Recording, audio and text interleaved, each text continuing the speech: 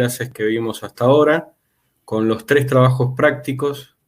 Van a ser cosas sencillas, ¿sí? La idea no es hacerle ninguna pregunta tramposa o tratar de hacerlos que se equivoquen, sino de que se lleven una mínima herramienta y que puedan practicarlo y ver si los conceptos les quedaron bien o hay algo que revisar. Teniendo en cuenta que es corto, el tiempo es reducido, pero la idea es de una actividad práctica. Entonces, cualquier duda la canalizamos a través de la Casa del Operador de Justicia y al finalizar, como les digo, esta conferencia, les vamos a hacer llegar el material. Ya está listo para que se les entregue al final de la clase. Así que esto lo digo porque siempre tenemos en los chats el tema del envío del material y demás. Estábamos tratando de dejarlo de la mejor manera para que les llegue a ustedes. Así que bueno, eso es lo que tenemos para comentar. En el día de hoy vamos a tener, continuando con lo que es la escena del crimen, los elementos que podíamos encontrar. Hablamos de manchas de sangre, hablamos de daños en la ropa, vimos la metodología general sobre la reconstrucción. Y uno de esos elementos que podemos encontrar, ya durante la conferencia lo van a ver, son los documentos, ¿sí? Son los elementos escritores que van a estar detallados y son las personas que escriben. Esos 3 elementos se pueden presentar en una escena del crimen, en cartas de suicidio, en amenazas, ¿sí? Que después formen un antecedente en el caso de que finalmente esa amenaza se concrete, por ejemplo, con un homicidio. Todo eso va a servir como antecedente y es muy importante estudiarlo. Y eso es lo que veremos en la conferencia de hoy. Yo le he pedido colaboración a una colega que es experta en el tema, ¿sí? Ella es Albina Soledad Miño, es perito en documentología, calígrafo público nacional, diplomada en análisis e investigación de homicidios, capacitada en perfil criminal, diplomada en grafología descriptiva, forense, de anónimos, de escritura y patologías, y es perito de oficio independiente en Argentina, principalmente en lo que es Buenos Aires, la capital. ¿Sí? Así que le doy paso a Albina en el uso de la palabra y en la conferencia de hoy. Muchas gracias, Albina. Gracias. Buenas tardes a todos. Bueno, vamos a dar inicio.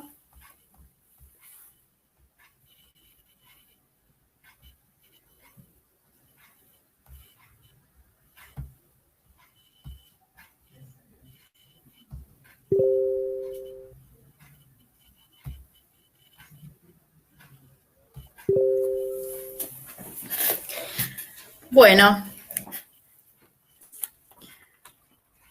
como decía Martín, uno de los indicios que podemos encontrar en el lugar del hecho, en la escena del crimen, son documentos con escritos que son de vital importancia. Vamos a hablar de la importancia entonces del estudio de los documentos en la escena del crimen. Vamos a llevarlo desde la escena del crimen hasta el laboratorio. Vamos a ver qué tipos de elementos escritores, los soportes, cómo resguardar estos documentos, cómo transportarlos, la importancia de la fotografía, de la medición. Hay que tener en cuenta de que vamos a trabajar varios profesionales sobre un indicio, lo cual eso me tiene que hacer tener recaudos a la hora de ejercer algún tipo de examen sobre este tipo de documentos, ¿sí? Bueno, para comenzar, empezamos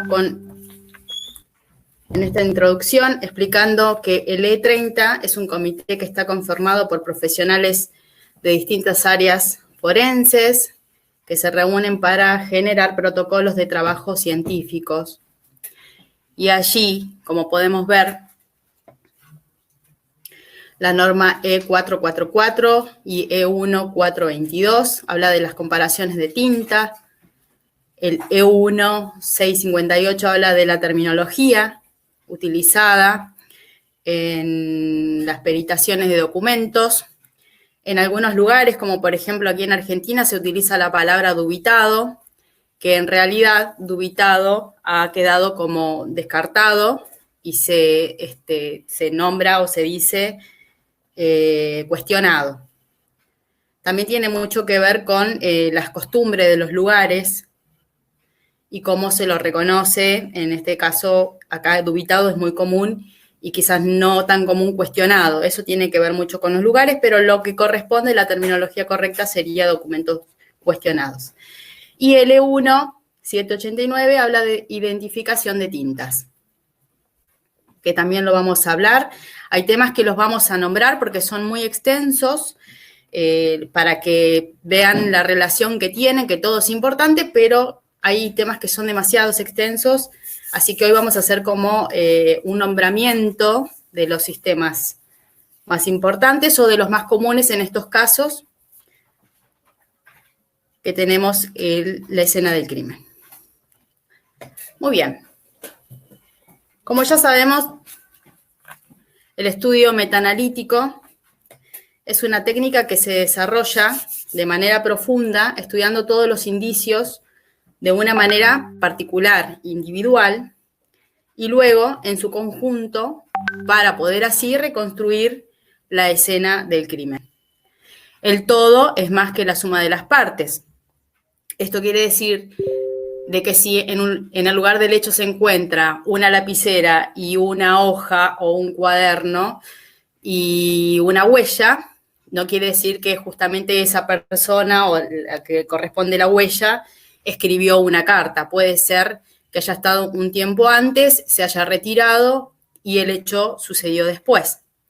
Entonces, por eso es importante el estudio pormenorizado e individualizado y después unirlo con todos los estudios de los demás indicios. Y es ver los indicios en movimiento. Esto, en este caso puntual, lo vamos a ver en el movimiento que se da cuando escribimos, en el acto de escribir, en el ritmo gráfico, en el estilo que tiene la persona de escribir, en sus movimientos, en su grafismo, en no tanto ortografía, pero también sí podemos llegar a tenerlo en cuenta, los modismos, las interferencias gráficas, o por ejemplo, si las personas provienen, que antes se daba mucha caligrafía en la escuela, en la parte educativa, tienen como un modelo, si se quiere, caligráfico, que aún hoy personas lo mantienen. Bueno, todas esas cuestiones se van a ir teniendo en cuenta a la hora de ver los indicios en movimiento. En la imagen que tenemos en la pantalla es un claro ejemplo de lo que hoy comentaba en el inicio, de que no solamente un profesional va a tener acceso o va a poder estudiar ese indicio. En este caso, que es de un caso real que pasó aquí en Argentina, en el sur, es una nota, corresponde a una persona que mató a una niña, y esta nota fue utilizada como engaño. Aquí un perito lo resolvió y obviamente se pueden ver que se ha pasado el polvo para levantar rastros. Entonces, esto es un ejemplo como para dar inicio de la intervención de varios profesionales sobre el indicio que en este caso sería el papel. Vamos a tener que tener en cuenta el cuidado también porque podemos arruinar esta prueba, nos puede dañar.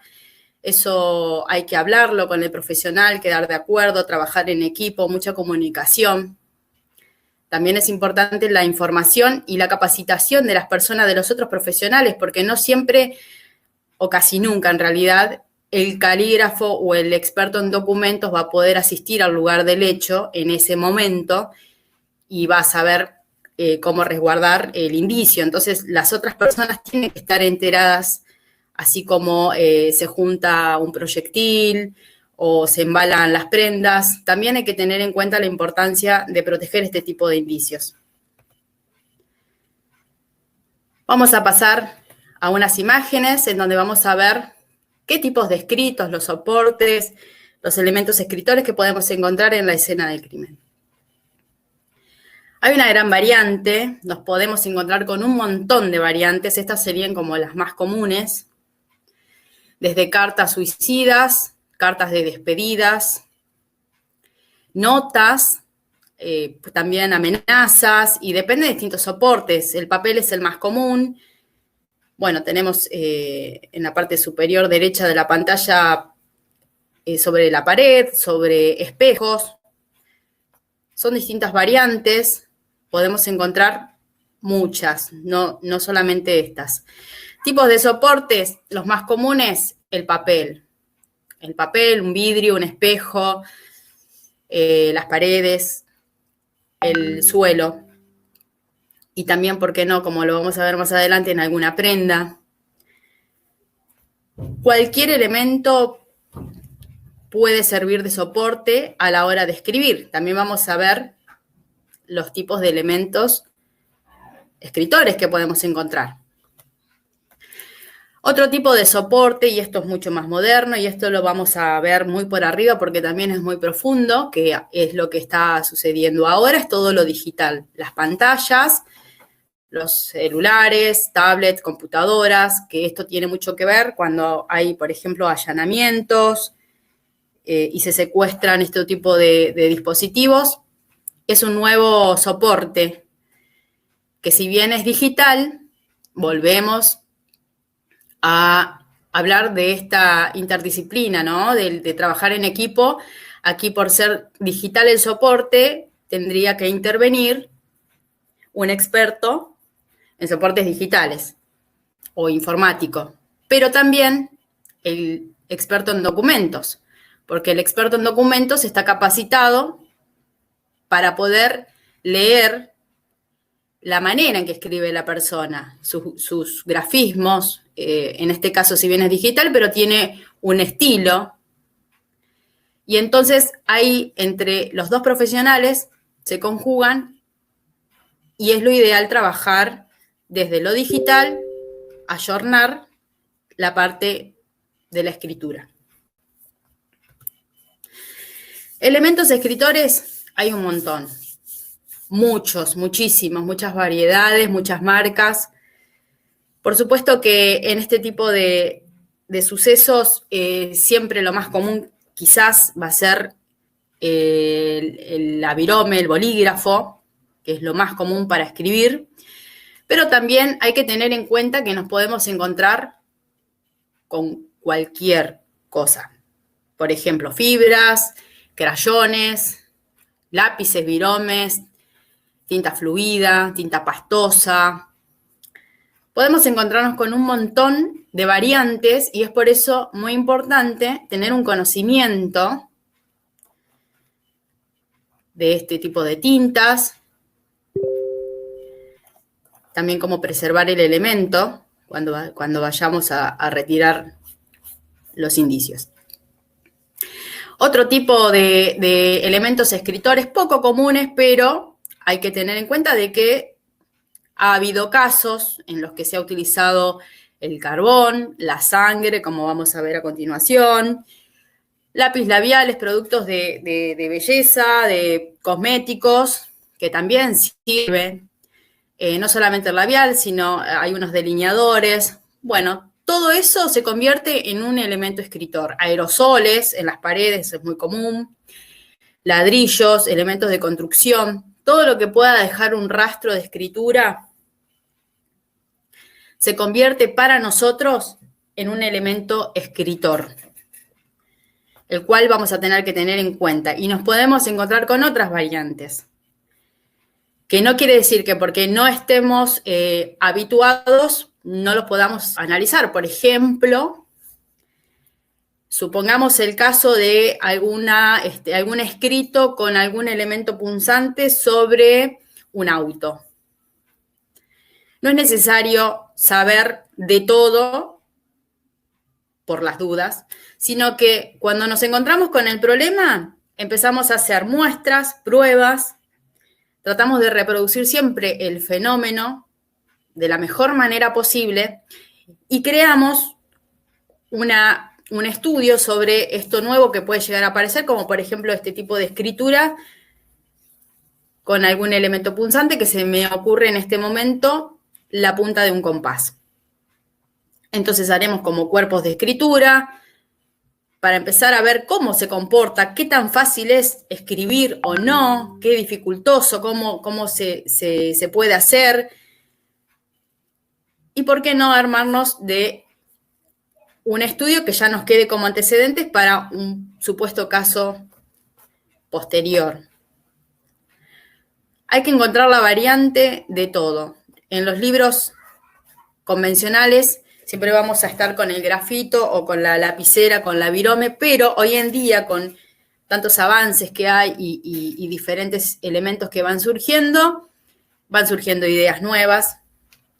Así que hay que estar atentos y alertas y siempre ser curiosos y tratar de poder descubrir estos nuevos fenómenos que se nos pueden presentar.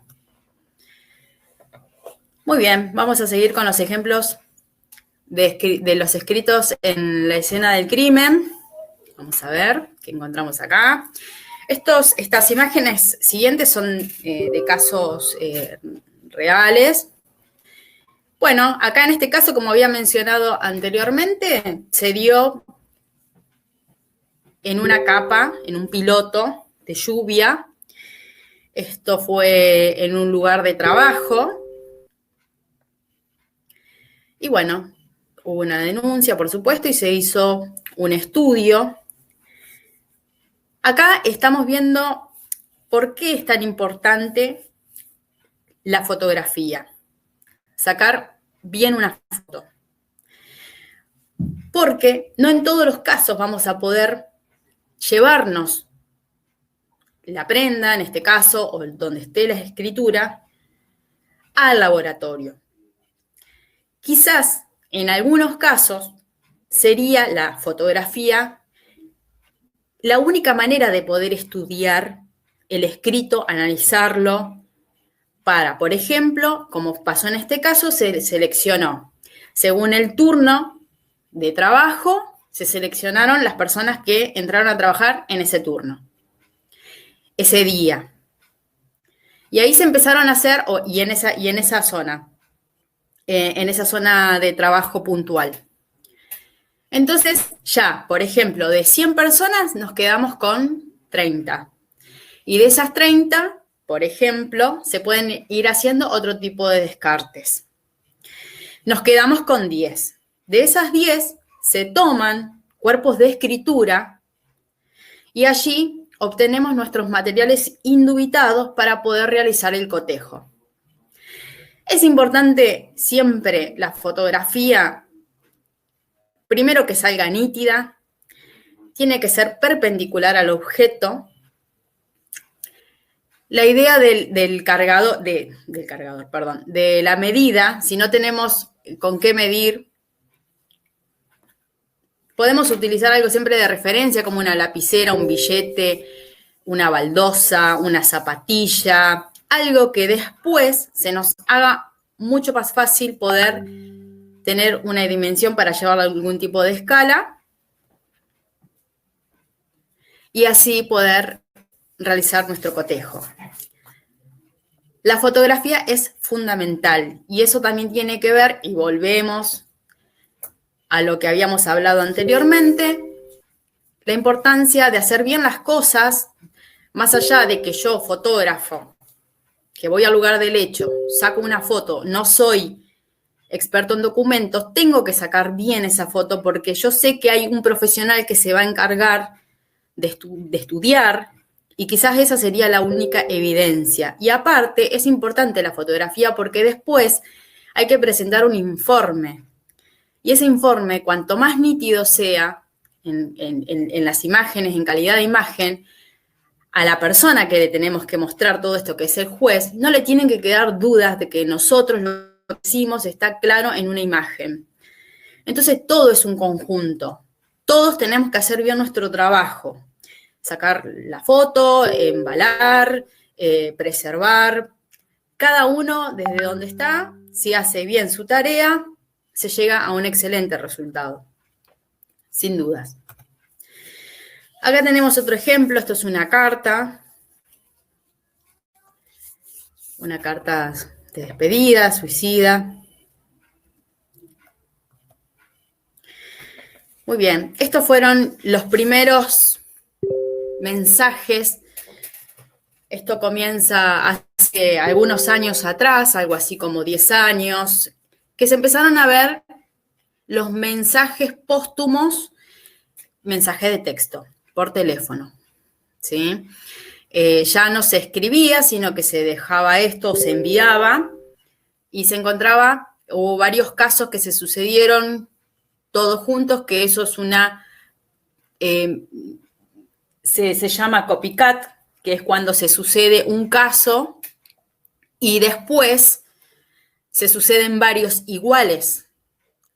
Aquí en el sur de la Argentina ha pasado que se encontró el cuerpo sin vida de una persona que se había ahorcado y tenía, por ejemplo, que había fumado un cigarrillo, algo que había bebido, el celular con el mensaje y después se quita la vida. Y a partir de ahí se sucedieron 3 casos más de o sea, se sucedieron de igual manera. Que esto tiene que ver también con medios de comunicación y son como modalidades que se van adoptando y son fenómenos que van sucediendo. Entonces, ya al segundo caso que se asistió al lugar del hecho, ya se tenía de referencia cómo se había trabajado y era similar, entonces como que empezó a llamar la atención también, y cuando hubo el tercero también, entonces ahí se empieza a hacer una investigación y había ya un estudio y es este nombre copycat que existe y que por ahí quizás, depende del lugar, no se ve tanto, pero sí en otros países. Y se va aprendiendo de cada hecho es particular, más allá de que tengan similitudes en los modismos, vamos aprendiendo. Muy bien, aquí tenemos otro. En este caso, bueno, es una nota. Acá tenemos un cuaderno, un cuadernillo. Acá hay que llevarse todo al laboratorio, así como está.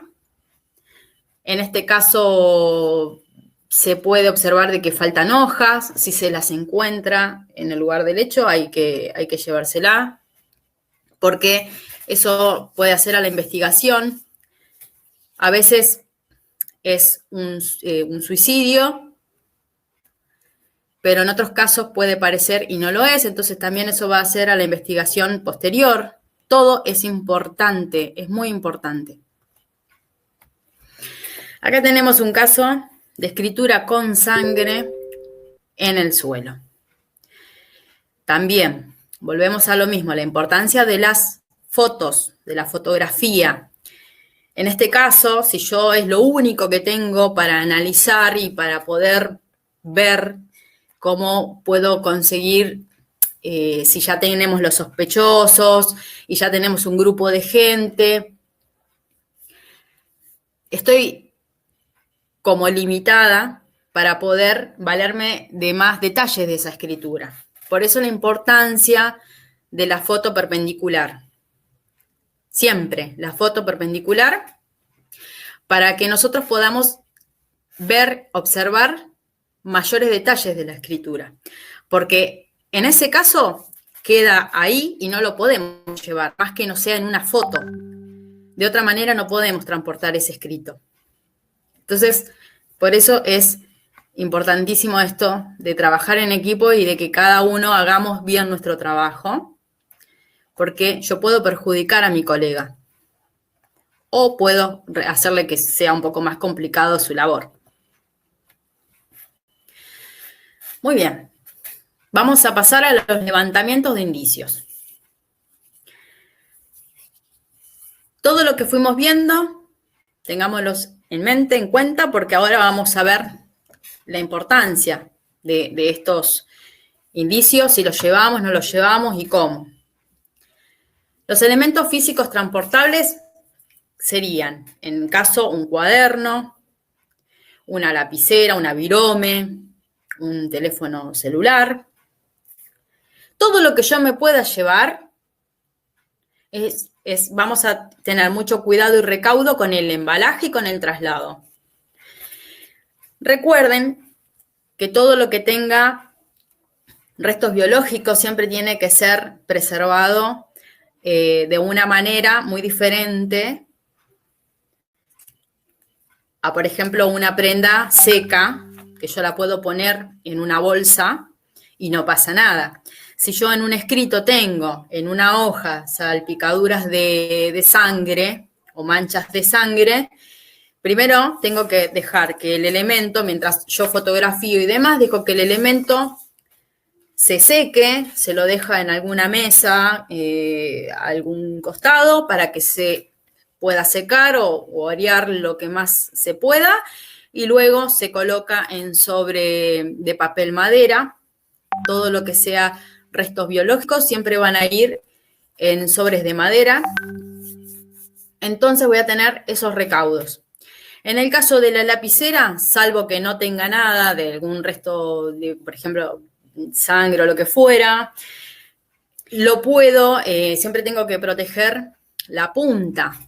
Puedo encintar, proteger la punta para que no le pase nada, porque todo eso después al ojo del microscopio es importante, nos puede decir un montón de cosas. Puede ser que esa lapicera haya dejado de funcionar hace un tiempo, pero estaba ahí y nosotros pensamos de que tiene que ver o con esa lapicera o virome se escribió la nota y en realidad esa nota fue traída desde otro lado y fue puesta. No sabemos qué puede pasar. Entonces hay que siempre preservar todo porque después cuando vayamos estudiando por separado y después juntemos todo, vamos a tener bien armada cómo fue la escena, cómo fue la secuencia en la escena del crimen. Tenemos los elementos físicos no transportables. Y acá hablamos del piso, de la pared, de la puerta, de un mueble. Cosas que yo no me puedo llevar a un laboratorio, sino mediante la fotografía. Por eso la fotografía. Tal vez el experto en documentos pueda volver al lugar del hecho con algún permiso, pueda que no. Siempre hay que sacar bien las fotografías y tener algún elemento de medición como referencia, porque en estos casos sería lo único que nosotros podemos llegar a tener para poder estudiar esa fotografía.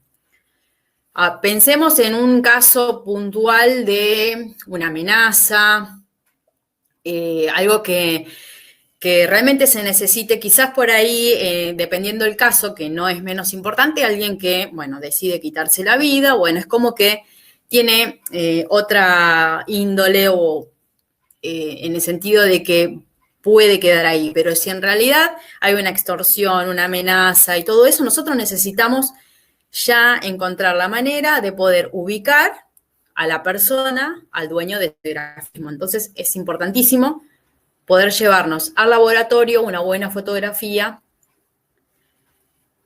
de los escritos que encontremos en lugares en que no podamos transportarlos. Muy bien, seguimos. Bueno, hasta acá fuimos viendo la escritura en la escena del crimen.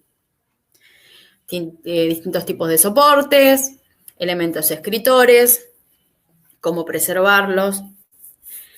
Tenemos la relación elemento escritor, soporte, escribiente, ¿sí? Son nuestros indicios. Tenemos que llegar al escribiente más que nada ahora.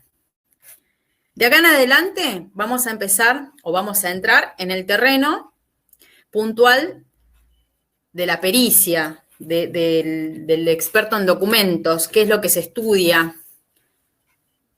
Todo el estudio metódico que nosotros realizamos para poder llegar a una conclusión y para poder encontrar, en la medida de lo posible, el dueño de esa escritura, ¿a quién le corresponde?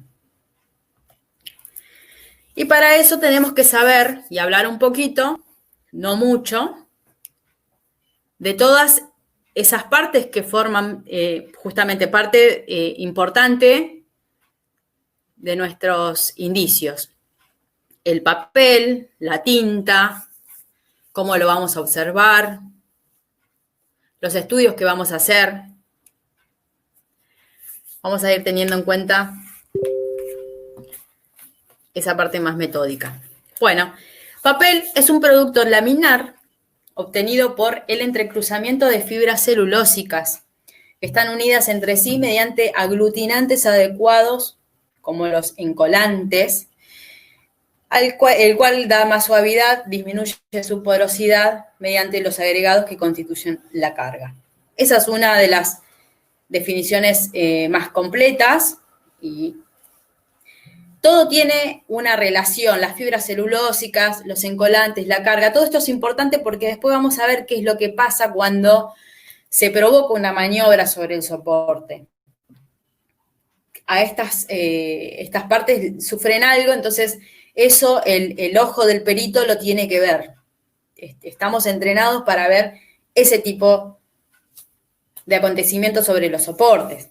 Una hoja delgada que se obtiene macerando en agua, trapos u otras materias fibrosas, ¿sí? Estos son definiciones académicas que nos hacen entender la importancia o cómo están conformados los papeles. Vamos a seguir. Bueno, ahí tenemos un ejemplo.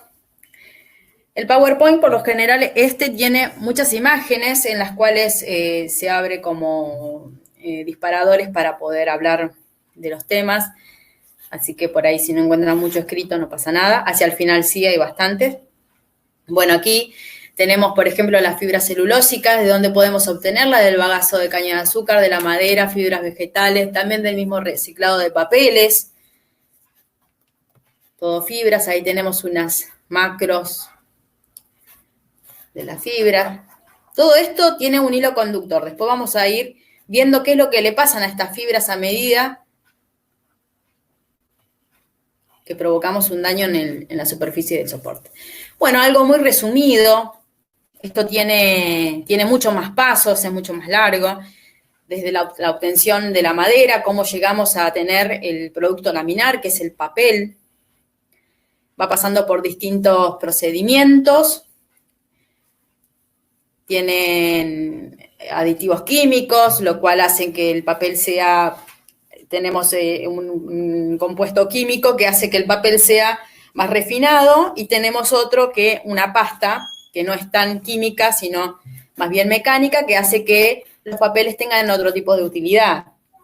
Por ejemplo, el papel madera no tiene el mismo tratamiento que el papel que usamos para imprimir. Tiene otros blanqueadores, contiene blanqueadores, en el otro no. Bueno, es una manera ilustrativa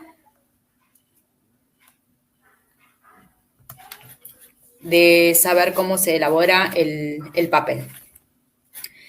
Pasamos a las tintas.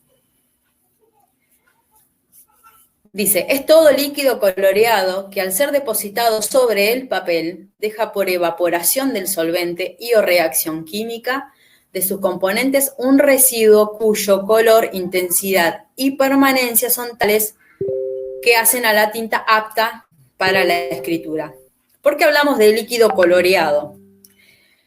Nosotros no podemos decir sin antes haber hecho un estudio, por más que sepamos que es tinta de virome o tinta de lapicera o tinta gel, no podemos decir que es tinta. Siempre vamos a dar el supuesto hasta que tengamos el estudio, la fotografía, que nos diga que es una tinta, ¿sí? Apta para escritura en este caso. Siempre que hay que manejarse con recaudo justamente para que en la medida de lo posible no nos impugnen nuestra pericia. Pueden cambiar o sacar de contexto lo que nosotros realmente, la intención que tenemos o expresar de nuestro estudio técnico y todo sirve para impugnar. Quizás, o a veces la mayoría, no están impugnando porque hemos hecho mal el trabajo, sino es una manera de dilatar el proceso y también es otra vez volver a hacer lo mismo, explicar. Entonces siempre hay que ser muy precavidos a la hora de enunciar o de expresar algo hasta que no tengamos la certeza, que no lo comprobemos bien con láminas y demás. Es decir, bueno, en este caso es un líquido coloreado. Bueno, vamos a tener unas imágenes muy buenas de un experto aquí en documentos, de un calígrafo público de Argentina, que me facilitó esas macros increíbles. Y vamos a hacer un poquito de referencia mucho más a la virome, porque es el elemento escritor más común, y de los casos de las cartas póstumas y demás, al cual he tenido acceso, siempre se escriben o se han escrito con virome. Entonces vamos a hacer un poquito de mención de este elemento escritor tan universal, común, práctico.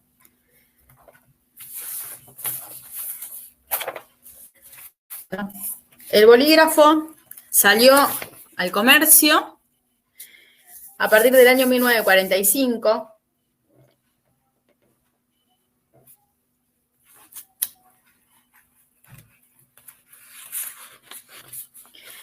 Muy bien. Tiene un mecanismo de transferencia de tinta que hace que deba tenerse en cuenta muchas condiciones en la fabricación de su tinta. Es un elemento escritor en la cual tiene una esfera en la punta y hace que vaya bajando la tinta, y a medida que se va desplazando, esta va quedando sobre la superficie. Tiene la capacidad de escribir hasta 5 kilómetros. Está constituido por colorantes orgánicos solubilizados en disolventes adecuados, porque esto no se tiene que secar. La tinta que queda en la punta no se tiene que secar. Muy bien.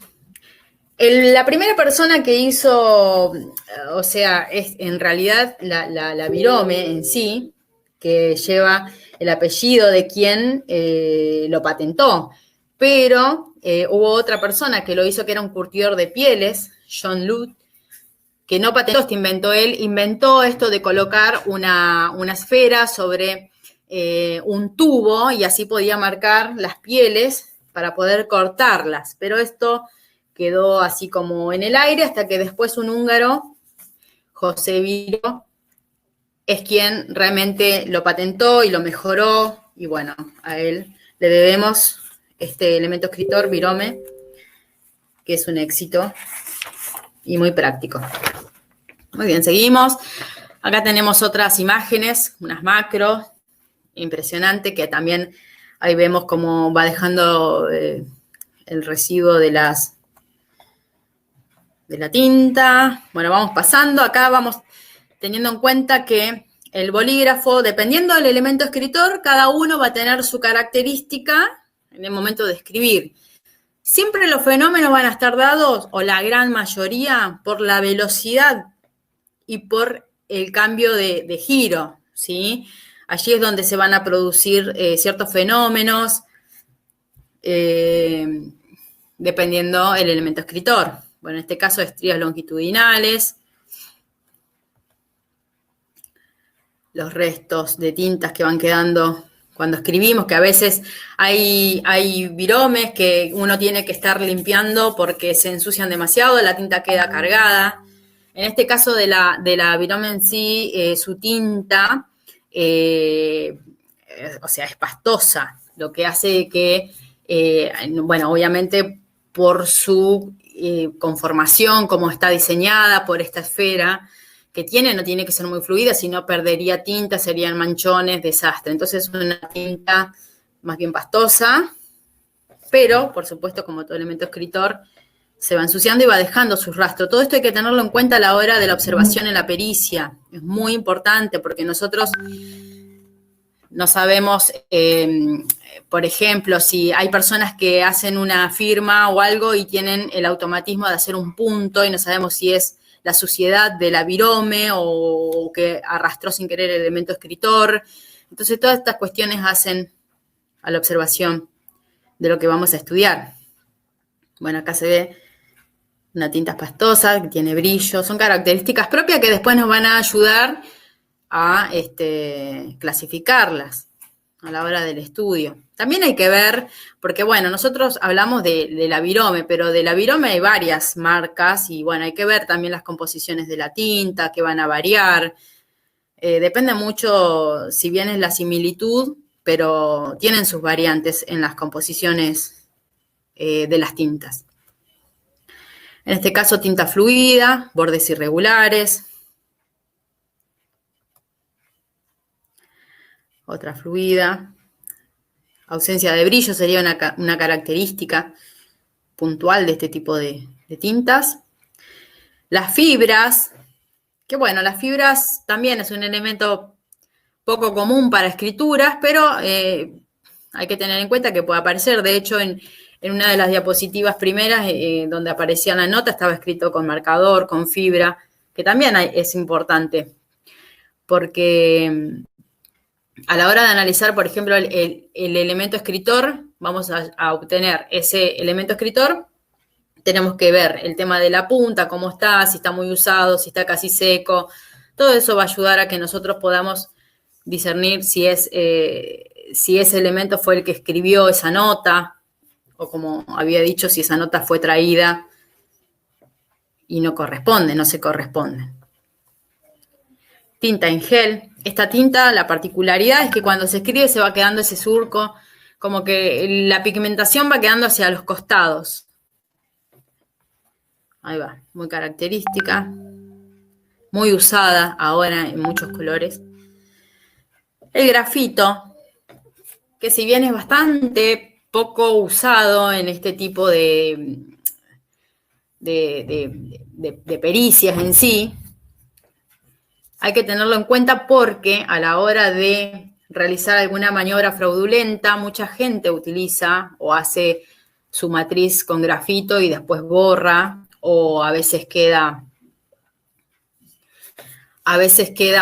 un resto y tenemos que saber qué es, de qué es el resto. En este caso, por ejemplo, que quedan las partículas de grafito o las distintas pigmentaciones que van quedando del trazado. También con este elemento escritor pueden pasar dos cosas. No puede quedar surco o puede quedar surco, que también es importante tenerlo en cuenta.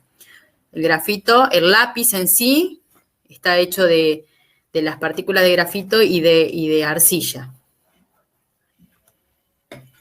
Muy bien. Pasamos a la cromatografía.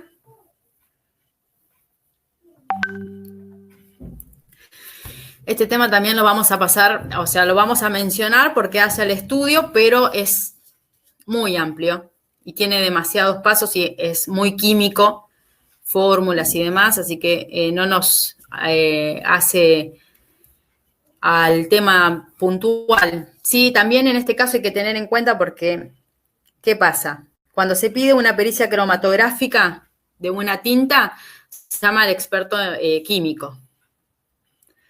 Entonces, también hay que tener, si bien como perito nos pueden pedir que hagamos una cromatografía, pero ha sucedido de que en realidad esa intervención la tiene que hacer un perito químico, ¿sí? Si bien es una tinta de una escritura, que también nosotros sabemos cómo hacerla, que podemos hacer un tipo de cromatografía que es la más común, en capa delgada, pero también puede intervenir un profesional, como al igual en el teléfono, que aparece el experto en tecnología y demás, pero siempre está el calígrafo o el experto en documentos, porque se complementan. Van apareciendo cosas que uno en realidad no lo puede hacer uno solo, porque tiene incumbencia en uno, dos o más profesionales.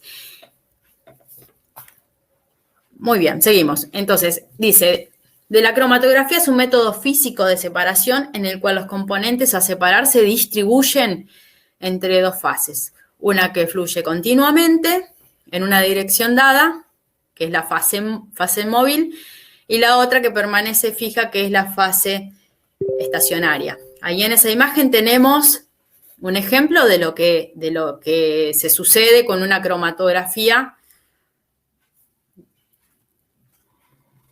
lo que se va pasando, que va subiendo y nos va dejando los distintos colores y los componentes. Ahí vamos a hacer una lectura y todo un procedimiento y un estudio. Hay como una base de datos de qué es lo que pasa con las diferentes tintas, ¿sí? Vamos viendo.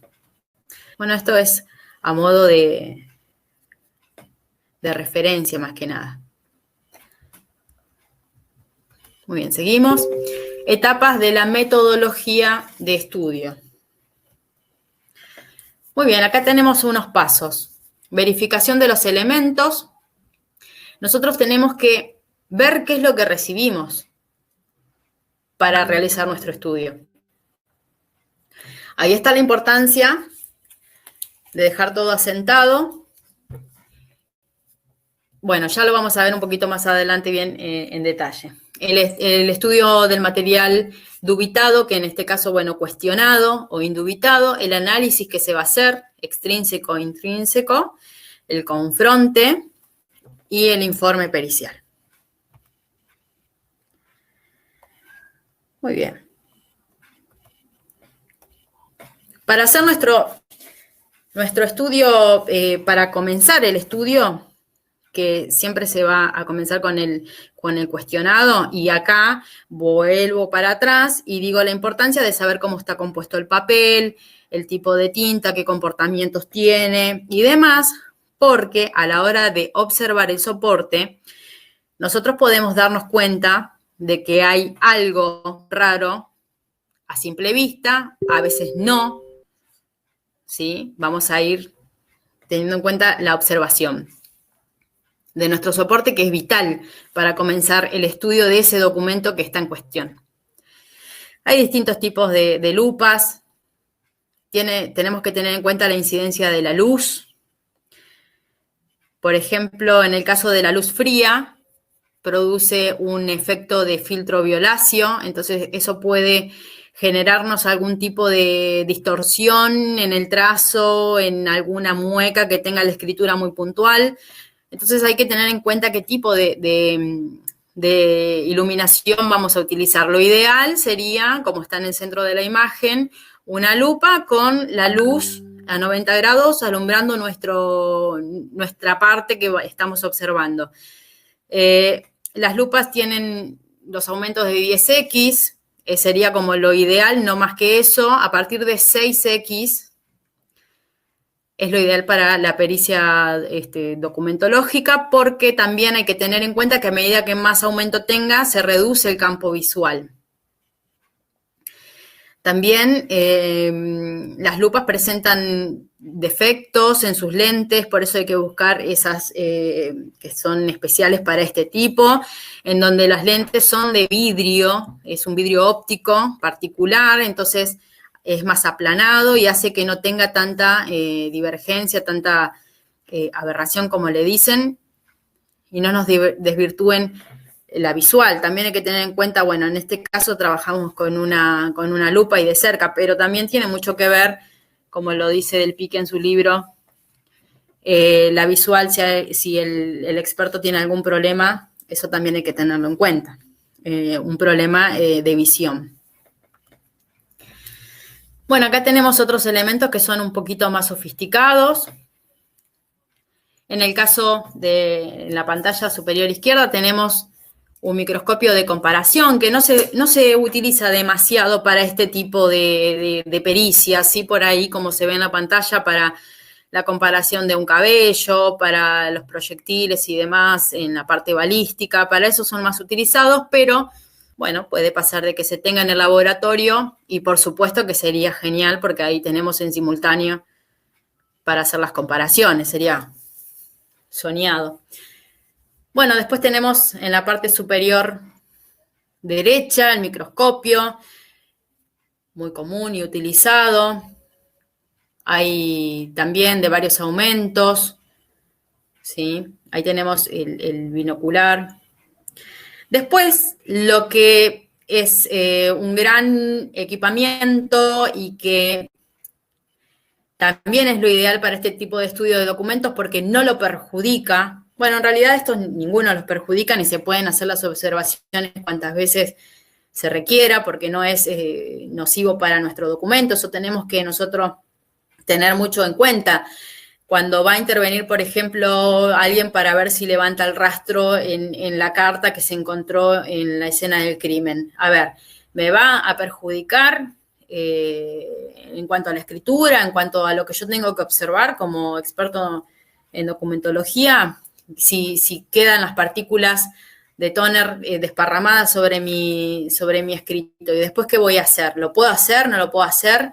Por eso también la importancia de la fotografía. Vuelvo a la fotografía, porque después ese elemento, o por ejemplo mismo cromatografía, en donde yo tengo con un sacabocado que sacar pequeñas piezas de un escrito lo menos posible para poder colocarlos, que es una cromatografía de siembra, que se dice que se van colocando puntitos de tintas que yo retiro, que yo saco de ese documento y lo cual yo lo tengo que sí o sí dejar asentado para que después el juez se entere por qué ese documento está en esa condición, porque yo hice un estudio cromatográfico y necesito sacar tinta de ahí. Entonces, esos son estudios que se van haciendo que a mi documento lo van a perjudicar. Después tenemos estos otros estudios en los que no le pasa nada. En el caso del ESDA, también un elemento soñado, pero bueno, esto es de equipamientos que podemos encontrar en laboratorios realmente equipados para esto, de instituciones. El perito independiente no lo puede tener. Pero bueno, no por eso no podemos realizar nuestro trabajo de manera eficaz. El ESDA consiste en este elemento que justamente vamos a colocar nuestro escrito, que el ESDA nos va a llevar de nuevo a ese bloc de hojas que encontramos en la escena del hecho, que teníamos que llevarlo todo por las dudas si se encontraban hojas desparramadas también. ¿Por qué? Porque este aparato nos ayuda a descubrir las escrituras de hasta 7 u 8 hojas por debajo de nuestro escrito, de nuestra carta, de nuestra amenaza, de nuestro anónimo, ¿sí? Entonces, se secuestra todo porque nosotros mediante este tipo de herramientas podemos saber qué es lo que se escribió. Sería como algo latente. El profesional está colocando o se coloca la hoja sobre esa plancha. Por debajo tiene una bomba de vacío que hace que la hoja quede lo más lisa posible para evitar ondulaciones.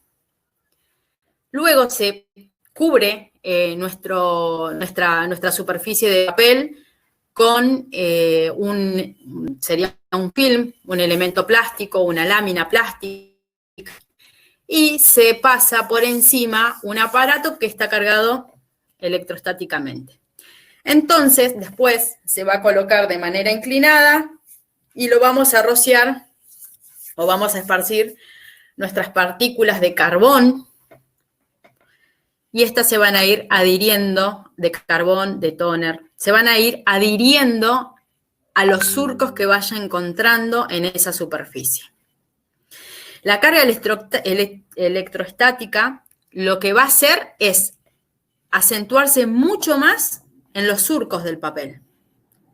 Entonces, a medida que va cayendo nuestro elemento, las partículas, vamos descubriendo eso latente que tenemos en ese soporte. Por eso la importancia de este equipo que nos permite realizar esta maniobra las veces que sean necesarias, que queramos. Muy bien. Después, en la parte inferior derecha, encontramos el video espectro comparador, que también es un sistema no destructivo, no altera los documentos. Su funcionamiento se basa en una serie de luces capaces de incidir sobre el documento en una variedad de longitudes de onda. Cuando una de esas longitudes coincide con una de las tintas del documento, esta se hace invisible. Quiere decir que la tinta y la luz son del mismo color.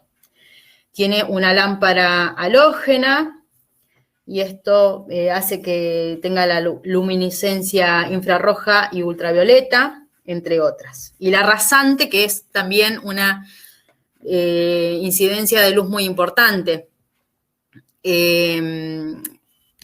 Eso estaba, a ver, el tema de la incidencia de la luz, luz rasante sería una de las que más nos va a ayudar a encontrar o a descubrir si el soporte sufrió algún tipo de modificación o algún reactivo químico o algo. La luz rasante se utiliza mucho en este tipo de estudios.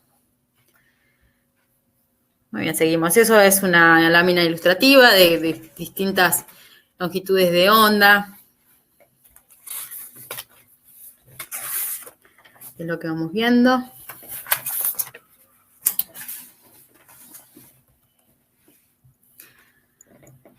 Muy bien, seguimos con los documentos a examinar. Análisis del soporte dubitado. Todo esto tiene que ver con lo que está todo conectado con lo que venimos hablando.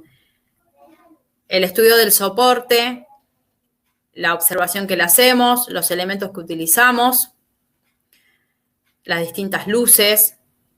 Todo esto nos va a ayudar a descubrir si nuestro elemento en cuestión, desde antes de ir a la escritura, si el soporte está alterado. Hay casos que sí, que ya desde el vamos sabemos que es algo fraudulento, justamente teniendo en cuenta estos descubrimientos que vamos haciendo. Personalmente me pasó de tener un hecho de abusos de firma, en donde el soporte, también acá es importante la medición. Siempre cuando hablábamos de dejar evidenciado todo lo que recibimos, hay que ser lo más descriptivo posible, si tenía la mancha, si no tenía, si estaba roto, si tenía una perforación, si tenía una marca de algún ganchito de clip. Todo lo que más encontremos de características en el soporte, hay que ponerlo. Las medidas que tiene la hoja, porque a veces pensamos que está todo bien y en realidad no está todo bien. Que, por ejemplo, no nos damos cuenta, y el tema, ahí se me estaba pasando el tema de unos microscopios especiales que vienen, que nos ayudan justamente, esto sí se tiene, si no se tiene con una buena observación, con el ojo del perito lo tenemos que sacar igual, que la hoja trae un corte que es de fábrica, ¿sí? Pero después se sucede que pueden cortar con una tijera, con un cúter o con algún elemento que corta, o podemos doblar y hacer un pliegue y cortar. Todos esos distintos cortes se van a comportar de una manera diferente. Y eso también está bueno poder observarlo y tenerlo en cuenta, porque nos ayuda a descubrir si este soporte que nosotros tenemos ya ha sido maniobrado, ¿sí? Bueno, dice, mediante las técnicas de instrumental óptico y lumínico adecuado se efectuarán estudios físicos sobre el papel o material que contiene la escritura a peritar, con fines de establecer si hay signos de maniobras de alteración mediante borrados, raspados, lavados, agregados, enmendados, cortes, dobleces o delaminaciones. Todo esto lo vamos a ver en imágenes hacia el final. Tengamos en cuenta. Borrados. Esto nos lleva todo a cómo está conformado el papel, las fibras, ¿sí? Todo esto va a sufrir algo. El satinado del papel. ¿Qué tipo de papel? Hay papeles que son más brillosos, hay otros que no. Todo esto se va a suceder algo que, por más que el papel, por ejemplo, si colocamos, en un caso de un borrado químico, un líquido, como puede ser el hipoclorito de sodio, para eliminar, las fibras sufren una modificación. Se produce un hinchado, que eso, por más que se seque, queda de todas maneras el residuo y se modifica la superficie. A simple vista, y para nuestra suerte, el que lo hace no se da cuenta, pero nosotros sí tenemos que saber que ese fenómeno que se está produciendo o que se produce en esa zona es a causa de algo que se provocó en el soporte. Los borrados químicos también, los borrados físicos, perdón, hechos con algún elemento también punzocortante, todo modifica las fibras se erizan, se salen, entonces también la tinta, una vez que vuelvan o que vayan a colocar algo para modificar un número, por ejemplo, ¿qué va a pasar? La tinta se va a correr, entonces también va a provocar un fenómeno que nos va a indicar de que hay algo que está fraudulento. Más allá, entonces ya tenemos lo del soporte más el comportamiento de la tinta en esa zona. Todo esto con la buena observación, valiéndonos de los elementos de observación, una buena luz, iluminación, ¿sí? Bien, seguimos. Volvemos, documentos dubitados, cuestionados. Deben ser originales. Siempre tenemos que estudiar a partir de algo original. Si nos caen con una fotocopia, después vamos a ver el caso de la fotocopia, pero siempre partimos del original. Si no hay original, no se puede llegar a una conclusión categórica. A lo sumo se puede dar una orientación, pero como expertos en documentos no podemos estudiar nada que no sea original. Elemento de comparación, vamos a tener los cuerpos de escrituras que vamos a generarnos, ¿sí? Y si no podemos tener cuerpo de escritura porque, por ejemplo, la persona se niega, podemos obtener documentos públicos o privados. En el caso de los indubitados, pueden ser anteriores, contemporáneos y o posteriores a los incriminados. Deben ser documentos públicos o privados y en este caso del último de fecha cierta. Y tiene que haber sido realizado fuera de los tiempos del juicio o de investigación. Posibles casos. Acá también vamos a pasar algunos a grandes rasgos porque son muy, muy extensos. ¿Qué nos pueden pedir en un objeto, en un punto pericial? Que determinemos el sistema de impresión con el que fue realizado alguna marca. En este caso, sacando la escena del crimen, hay otro tipo de delitos que tienen que ver con las marcas, y ahí intervienen los sistemas de impresión, las tintas, las distintas tintas, escritos con papel carbónico y fotocopias. Esto sería en el caso de que nuestro dubitado no tengamos el original, solamente podemos llevar, también personalmente tuve la experiencia, en donde se me pedía que se realice una pericia sobre las fotocopias. Sin original no podemos hacer nada más que dar algo orientativo. ¿Cómo lo vamos a ver? Si nosotros hacemos un estudio de manera general, podemos llegar a alguna conclusión de que si se pertenece o no se pertenece o no se corresponde, siempre me va a faltar el original para poder decir si corresponde o no corresponde.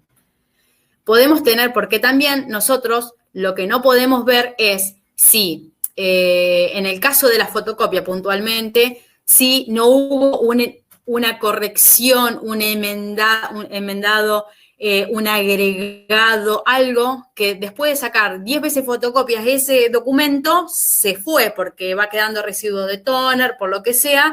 Entonces nosotros no sabemos si realmente corresponde, o sea, hay algo que se está tapando y nosotros no lo sabemos o quizás no. Entonces, más que no sea algo orientativo, no podemos decir categóricamente sí o no. Escritos en papel carbónico también tuve la oportunidad de verlo.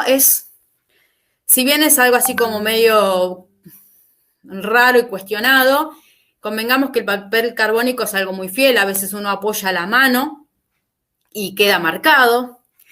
Vuelvo al comienzo. a la escritura con un elemento punzante sobre la puerta de un auto. Nunca se dio, quizás. Bueno, se dio, estudiémoslo, hagamos cuerpos de escritura, tratemos de reproducir el fenómeno siempre lo mejor posible. Y siempre hay que innovar en el sentido de que si se nos presenta algo, ¿por qué no sabemos nosotros las ideas que pueden surgir desde el otro lado y generar, ¿no?, este tipo de cuestiones fraudulentas? Abuso de firma en blanco también tuve la oportunidad, importantísimo, relación texto-firma, medir la hoja, porque a veces se recorta y se utiliza para hacer un agregado, ¿sí?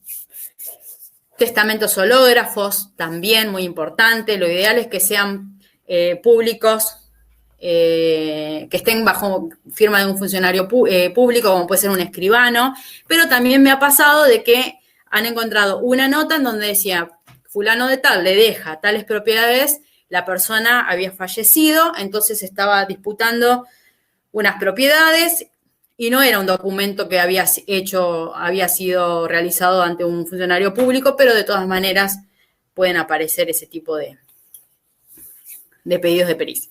Estampados de sellos también, se hacen un cuerpo de estampados de sellos, así como un cuerpo de escritura. Tenemos que tener en cuenta los diseños, los desgastes, las características adquiridas y congénitas. Todo eso me va a ayudar. ¿Qué tipo de sello es? ¿Qué uso se le da? Hay un estudio sobre los defectos que va adquiriendo el sellado según la persona, cómo lo va poniendo, que si se acentúa más sobre, por ejemplo, el lado derecho o el lado izquierdo. Y todas esas cuestiones hay que tener hay que observar. Determinar antigüedad de tintas. Esto tiene que ver cuando un documento no fue fechado, o más que nada, la realidad absoluta de la tinta no se puede saber, porque tiene que ver desde su época o su momento de fabricación, sino la antigüedad relativa, que tiene que ver, sí, con desde el momento que se realiza el escrito. Y, por ejemplo, lo más común es que pidan que se establezca la relación entre una parte de un escrito y el otro, o, por ejemplo, entre documentos que tienen varias fojas o hojas, como un contrato, algo de compraventa, además. Bueno, determinar ese tipo de tiempos de tinta. Y también, por ejemplo, bueno, el elemento escritor. Pericia sobre máquinas de escribir, ya un poco obsoletos también, ya no hay tanto, pero sí, bueno, pueden resurgir, que también es un tema muy extenso, entre cruzamientos de trazos también, y de trazos también se puede dar con sellos. Puedo tener un sello y me van a pedir que determine si el trazo del elemento escritor está por arriba, o sea, ¿qué se puso primero? ¿El sello o se escribió o al revés? Son puntos periciales que surgen. Bueno, acá la identificación de manuscritos. Esto lo vamos a pasar un poquito rápido porque es largo. Nos quedan 15 minutos. Bueno, esto básicamente es entender mediante las leyes, el postulado y el principio general por qué el grafismo o la escritura es tan importante y refleja todo lo más inconsciente que tenemos como personas, ¿sí? Nosotros podemos estar muy conscientes cuando comenzamos a escribir, pero después nos perdemos y ahí empezamos a poner nuestros automatismos. Esto mismo pasa y pasa siempre porque es algo que no se puede evitar. Uno puede estar consciente hasta cierto momento. Por ejemplo, si yo quiero imitar una firma, bueno, yo voy a estar como consciente, cuidado y demás, y después en algún momento me va a salir mi automatismo. El punto, la raya, lo que yo tenga incorporado en mí, no lo puedo evitar. Lo único que va a quedar registrado va a ser mi esfuerzo por evitarlo. Esto me pasaba y yo lo había puesto a prueba cuando nos hacían hacer trabajos prácticos de caligrafía, que eran unas hojas gigantes pautadas y que nos llevaba mucho tiempo hacerla. Y siempre en el primero o segundo renglón me equivocaba. Y eso me va a volver a hacer todo de nuevo. Otra vez pautar. Entonces un día me dije, no, voy a empezar de abajo para arriba. Entonces empezaba a hacer mi escritura, por supuesto que tenía que esperar que se seque la tinta y demás, pero empezaba, entonces cuando llega por la mitad de la hoja, de una hoja A3, mi mano ya estaba habituada al movimiento, entonces, y ya no tenía ese miedo a equivocarme, yo decía, empiezo la hoja y me equivoco, y es, o sea, pasa, no, es inevitable. Bueno, esto mismo pasa cuando alguien quiere imitar o falsificar o lo que sea la escritura de otra persona. Nunca nadie va a escribir 2 veces igual, por más que sea la misma mano. Nunca. Tenemos nuestros automatismos, pero siempre va a variar la forma, va a ir para acá, para allá, además. Pero eso íntimo siempre va a estar y es imposible evitarlo. Seguimos acá, bueno, postulado general, que no importa el alfabeto, no importa cómo se escriba, si de izquierda a derecha o de derecha a izquierda, de arriba para abajo, de abajo para arriba, no importa. Esto se cumple igual porque tiene que ver con los automatismos nuestros. Bueno, acá el tema de las leyes, que era lo que yo estaba hablando, ¿sí? Nosotros tenemos una manera de escribir y si nuestro órgano escritor funciona bien, ahí aparece el gesto gráfico, ¿sí? La segunda ley, lo que también hablaba, esto de pasar por intensidades, cuando uno comienza a escribir está como más consciente y a medida que va finalizando, se va relajando, es como que ya no está uno prestando tanta atención, sino que salen los automatismos en la escritura, o a veces dice, bueno, voy a empezar a escribir, empiezo a escribir un cuaderno nuevo y empiezo a escribir de buena letra y después terminás haciendo una raya, pero ¿por qué pasa justamente esto? Tercera ley, que no se puede modificar de manera voluntaria. Algo, cuando uno se esfuerza por hacer algo que no está incorporado en uno, no va a ser otra cosa que dejar el residuo de uno, nuestros automatismos. Cuarta ley, el escritor que actúa bajo circunstancias en las cuales son dificultosos escribir, en este caso también tiene que ver el testamento hológrafo, a veces la situación hace que emocionalmente la escritura presente algún tipo de modificación, pero eso no quiere decir de que no sea la persona que lo escriba, sino que está afectado por emociones, que también puede pasar el tema de que se hace calor, si estás cansado, sí, pero no quiere decir de que no sea la persona, y se vuelve reminiscencia gráfica, cuando a veces estamos, que también puede pasar en el caso de, no sé, de alguna extorsión o algo, que te digan escribí esto y uno hace un garabato que aprendió cuando era más chico, o sea, el cerebro va a buscar comunicarse de la manera más fácil, la reminiscencia gráfica. Análisis extrínseco, esto es el esqueleto de nuestro estudio de la letra, de todo lo que hace, ¿sí? Extrínsecos por afuera vamos a observar más que nada la espontaneidad, bueno, el tema de la escritura, velocidad, presionado, eso lo vamos a tener en cuenta para hacer un estudio de por afuera. Ahí tenemos en el caso de la espontaneidad, auténtica y falsa. Y nuestro análisis intrínseco, que es el que nos va a decir si corresponde o no corresponde.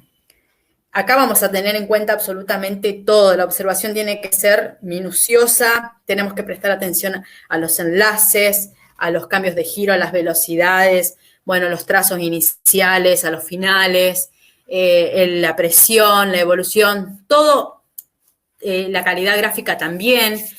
Todo eso tenemos que tener en cuenta minuciosamente con nuestros elementos ópticos para observar, con una buena iluminación.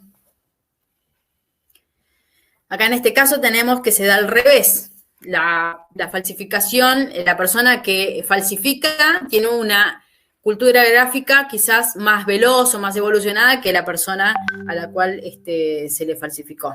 Eso también se puede dar. Falsificación y adulteración. Bueno, acá tenemos los conceptos Falsificar es, en parte parcial o total, es hacer algo desde cero.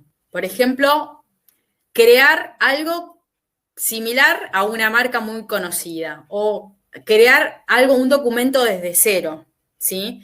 Que en realidad nosotros usamos este concepto de falsificación a modo de lo que queremos en realidad decir que es una adulteración o alteración. Es algo que ya está, por ejemplo, un documento público, puedo falsificarlo, pero para falsificar un documento público tengo que tener la máquina de hacer, tengo que tener ese papel, esa medida de seguridad, tengo que hacer, o sea, tener como para empezar desde cero con ese elemento. Digo, tener la manera de hacerlo, ¿no? Justamente es una falsificación porque no obtenemos lo original. Y la adulteración o alteración es cuando yo tengo un DNI y le cambio el nombre. Estoy cambiando algo, modificando algo de ese soporte original. Tipos de falsificaciones. Como decía, tendría que ser alteraciones, pero lo más común es, falsificación ya sabemos como que lo tenemos más incorporado al concepto y ahí volvemos a el E30 y este comité que genera las terminologías y demás, que a veces lo usamos mal, pero bueno, también tiene que ver con las costumbres de cada lugar. En el caso del escrito vamos a encontrar falsificaciones sin imitación y con imitación. Sin imitación, sencillo. No sé cómo escribe. Sé que se llama Juan Carlos Gutiérrez, por decirlo. Listo, Juan Carlos Gutiérrez. Voy, firmo Juan Carlos Gutiérrez. No sé cómo firma la persona, yo nunca lo vi. Voy y lo hago. Eso es sin imitación. Con imitación, ahí ya tenemos otra labor. Tenemos la imitación servil, que es cuando yo tengo la matriz y voy copiando. La imitación por calco, que se puede dar con una luz por debajo o contra una ventana, por ejemplo. Imitación de memoria. Esto quiere decir de que yo ya la tengo vista a la firma. Más o menos sé cómo, ¿sí? Pero o no la tengo en ese momento ahí a la vista para poder hacerla. Y la imitación ejercitada, que esto ya es un poco más, lleva más tiempo, es cuando yo practico y ya más o menos tengo la forma de la firma, no la formación. La formación sería la parte intrínseca, es lo que nosotros estudiamos ahí y que la persona cree que porque queda idéntico, igual a la que yo tengo enfrente, entonces le corresponde a esa persona, que justamente cuando hay dos firmas que son exageradamente iguales, una de las dos está imitada o falsificada o alterada, lo que sea. No existen dos escrituras iguales, por más que provenga de la misma mano. Entonces tenemos la imitación ejercitada. Ahí tenemos los casos, una imagen auténtica y las distintas falsificaciones que fui diciendo, sin imitación, de memoria, servil, ejercitada y por calco. Bueno, acá, para ir terminando, tenemos los ejemplos. ¿Se acuerdan que hablé de soporte, de las fibras del papel, cómo están hechos, de los aglutinantes, de los encolados, de todo eso? Y de nuestros materiales ópticos, que nosotros tenemos que ir dándonos cuenta. Y ahí vamos viendo, como había dicho también, esto de cambiar un número por otro. En el caso del número 8, borrados mecánicos, esto es que con algo abrasivo se rompió la superficie, se modificó, entonces la tinta también se produce, se modifica. Borrado mecánico en la parte derecha de nuestra imagen, que si lo vemos a luz UV va a presentar una fluorescencia, esa zona distinta al resto del documento. La luz UV y el infrarrojo son vitales, como la rasante, son vitales para poder detectar este tipo de maniobras. La infrarroja es lo más. Se pueden observar un montón de cosas, la UV también, y la rasante que nos permite descubrir esto. Borrado químico, aquí que yo había hablado de este, bueno, en este caso está visto con luz rasante, entonces también podemos ver las diferentes tonalidades. Los borrados químicos se hacen con hipocloritos de sodio, también con agua oxigenada, con los blanqueadores que se utilizan para elaborar los jabones de lavarropa, pero ese se activa a 60 grados o más, entonces sí o sí va a ser un medio húmedo para poder echar ahí, y eso es lo que hace que se provoque el hinchado de las fibras, que por más que se seque el papel queda modificada la superficie y nosotros lo vamos a poder ver. De laminación y pegado, esto es un trabajo un poco más quirúrgico, más elaborado. También los famosos agregados, esto es muy común. Siempre tenemos que tener en cuenta el elemento escritor y, por supuesto, hacer un análisis exhaustivo, por más que no sean letras, en este caso números, las puntuaciones, dónde cierra, como los efectos que va dejando el elemento escritor. Todo eso tenemos que ir teniendo en cuenta. Bueno, agregados con borrados con correctores líquidos, esto también a UV se nota enseguida, o sea, nos podemos valer de esas herramientas para poder detectarlos. Acá en este caso, pérdida del encolado, bueno, todo esto que provoca, ¿no? El erizamiento de las fibras. Acá es un claro ejemplo de algo que realmente perjudicó la superficie del papel, y después, cuando se fue a completar el número, se producen los corrimientos de la tinta. Que también este es un ejemplo, por ejemplo, cuando tenemos el papel doblado, hay un doblez, un documento viejo, de data vieja, y después hay un escrito. Bueno, determinar si el escrito estuvo antes o después del doblado, del doblez. Entonces, ahí, ¿qué va a pasar? Si el doblez nos rompió ya de tanto tiempo, nos marcó las fibras, cuando pase el elemento escritor, que también tenemos que ver qué tipo de elemento escritor es, porque si pasa una fluida se nos van a desparramar para todos lados la pigmentación de la tinta, ¿sí? Entonces también esto nos pueden pedir que determinemos qué estuvo antes, si estuvo el doblez o el escrito. Bueno, estos son todos ejemplos de agregados muy comunes. Bueno, en este caso, ahí está como a simple vista la diferencia del elemento escritor.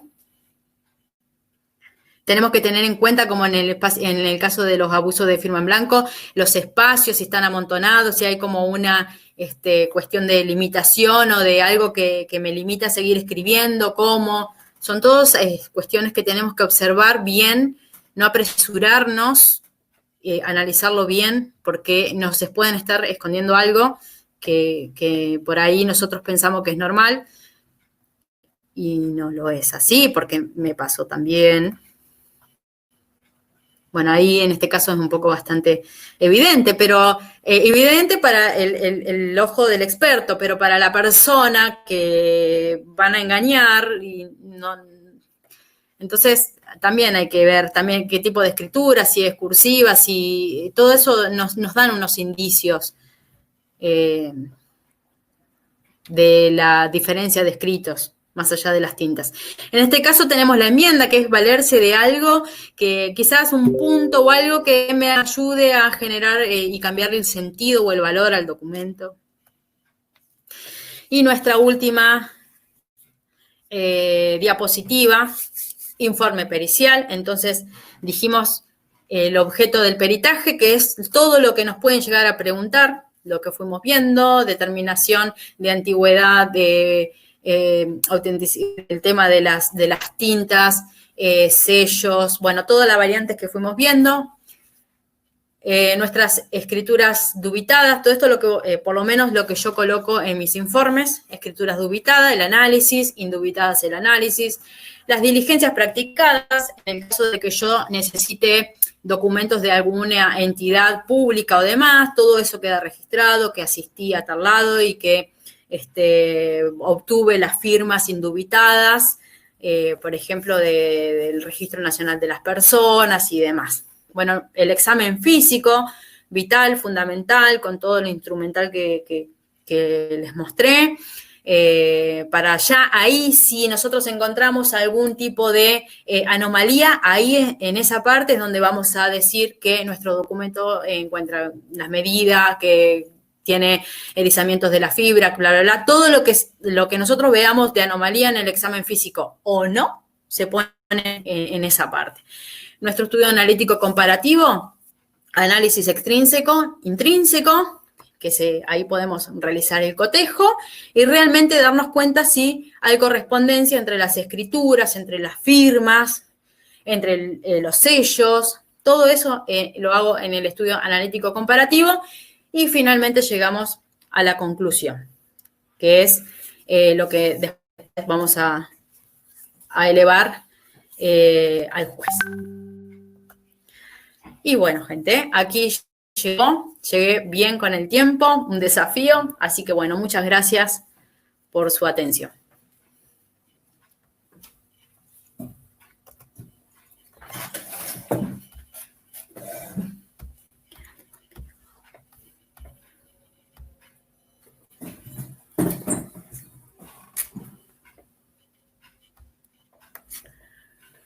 Denis, ¿estás por ahí? Sí, mi amigo. Ahorita vamos a poner las preguntas para ir finalizando esta excelente charla. Bien, muchas gracias. Hemos habilitado el chat para que los compañeros puedan hacer sus preguntas.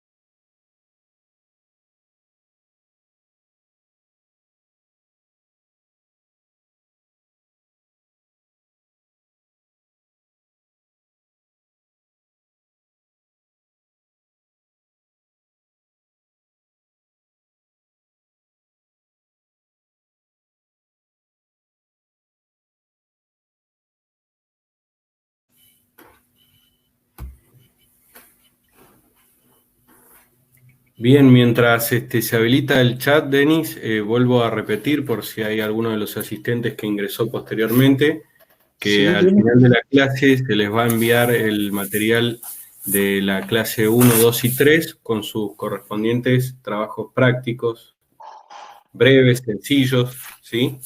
Por ahí porque puede surgir alguna pregunta si se va a enviar el material o no, va a estar a disposición al final de la clase.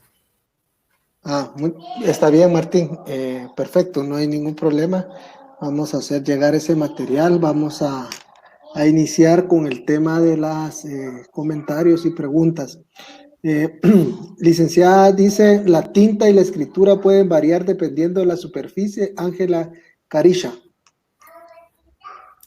Sí. Perdón, Denis, Bueno. yo voy a participar también en las preguntas por el hecho de